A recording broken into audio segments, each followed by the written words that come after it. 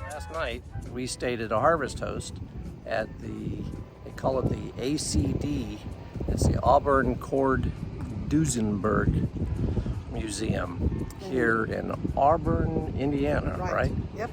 Who would have ever known that Auburn, Indiana had all of this stuff? Well, I think they say it's the car capital, or the, what is it? Automobile capital. Of the United States, or whatever. I think that's what her, maybe it's the classic car capital, I think is what they call it. Yeah, it's really nice. Hope you enjoy the video.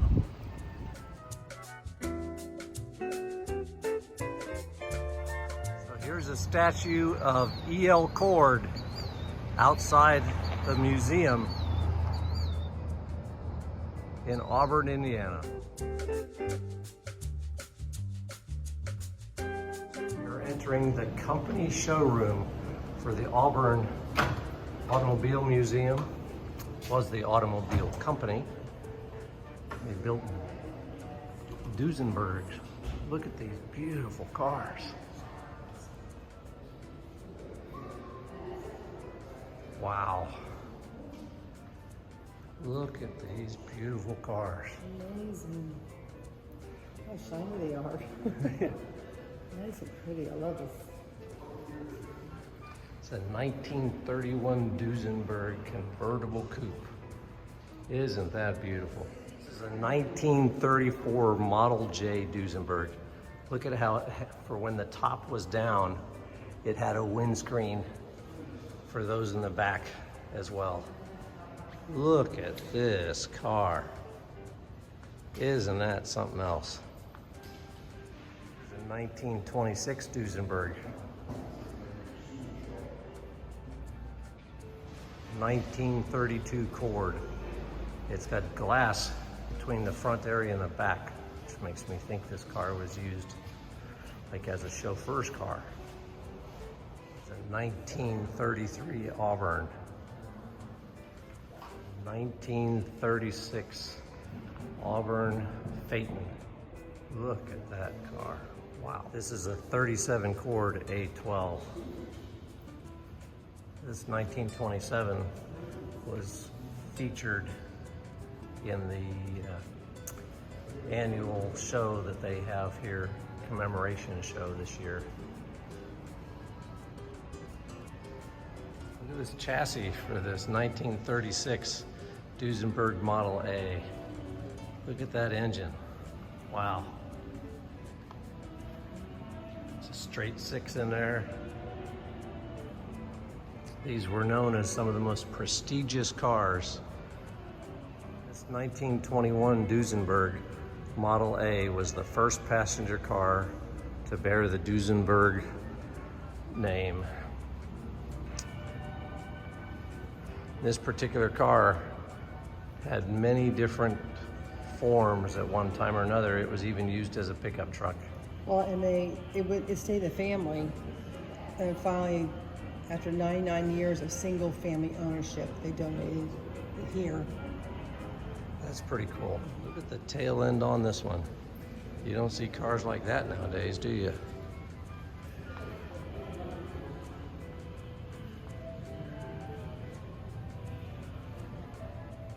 Look at this. This is a good way to carry the kids. Put them back in a rumble seat. That way you don't hear them back there. Isn't that a sharp looking car? We got it straight from the front. Duesenberg straight 8. This is a Dodge that Beth is sitting in, right inside the showroom. So, good steering wheel. Very steering wheel.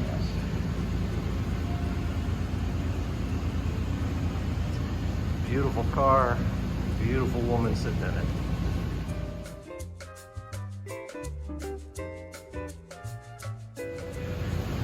$1929, and here's a funeral hearse or coach. They tried to expand their market. 1928 888. That was the least expensive 8-cylinder vehicle on the market. Then they have some other cars in here that are not Duesenbergs, but they are some pretty cars in here. Like this Corvette, 1954 Chevrolet Corvette. Look at that. Then you have a 56 Ford Thunderbird. Ah, 57 Chevy. Look at that. 1912 Auburn 30L. Looks like it's straight out of Chitty Chitty Bang Bang, doesn't it? 1930 Packard 36 Cord 810. Look at this Lincoln over here. Hey, and a taxi cab. Anybody need a ride? It's 1933 Checker. It's pretty cool. I remember as a kid, we went to look at automobiles at an auto show, and Checker still existed. It's probably in the 60s. And they had, the big thing about them was that they had a lot of leg room in the back seat. They were designed so you could put luggage in the back seat if you needed to. Look at this grand staircase going up to the second floor here. You don't see railings like that anymore. So we walked up onto this third floor, and in unison, both Beth and I said, wow. Look at this 1948 Tucker. That is a beautiful car. Just so many cars in here. If I hit on every one of them, this video would put everybody to sleep because it would be so long. Auburn cabin speeder. It's pretty cool. It was aluminum over wood frame. Look at these beautiful cars. The displays up here. I had a Matchbox car that looked just like that one.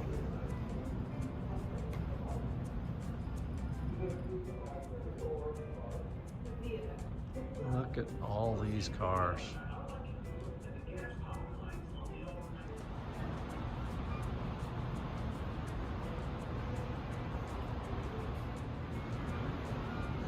Look at that 1894 black. There's an 1899 Waverly electric car. A dandy car. Clyde Barrow said that. Look at that.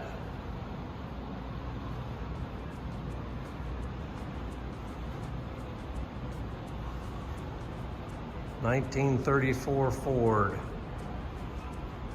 The Hoosier outlaw John Dillinger used a number of automobiles to make his escapes from the law. At one time, he used one of these.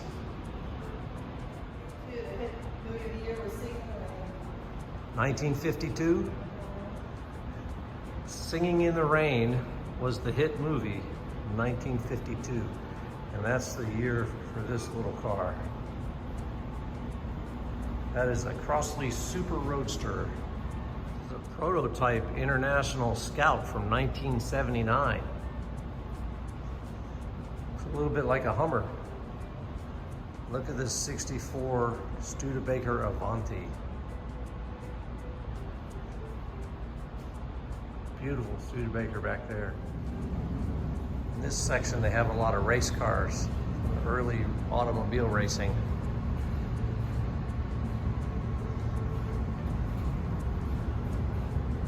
Pretty cool. 61 Dragmaster. 2003 Indy show car. That's pretty cool. They have this Indy show car here so that you can sit in it. I tried, I couldn't even get in it.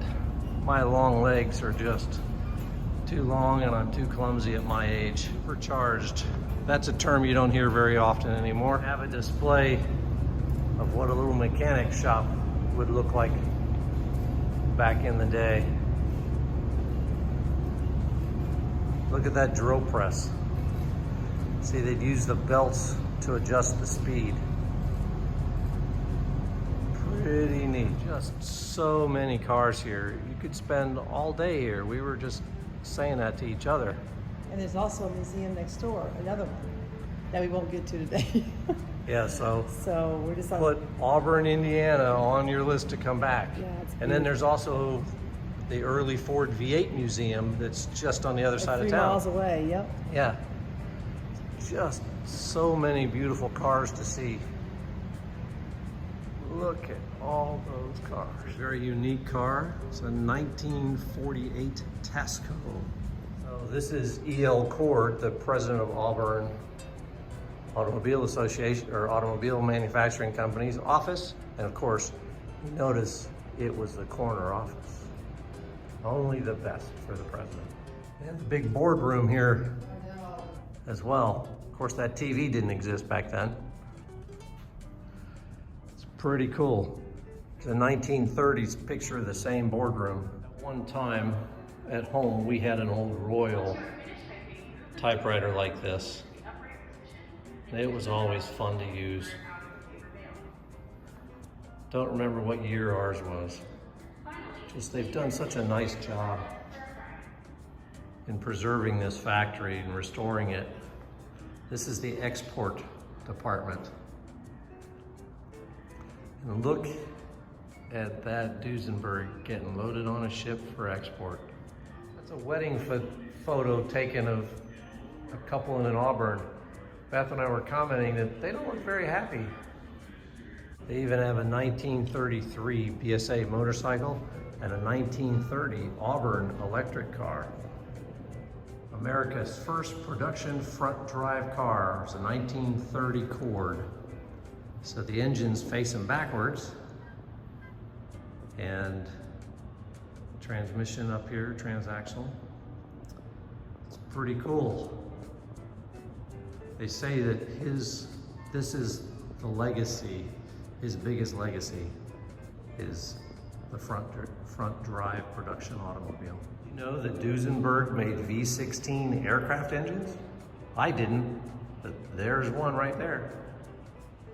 Look at the ceilings and the lights in this museum and factory.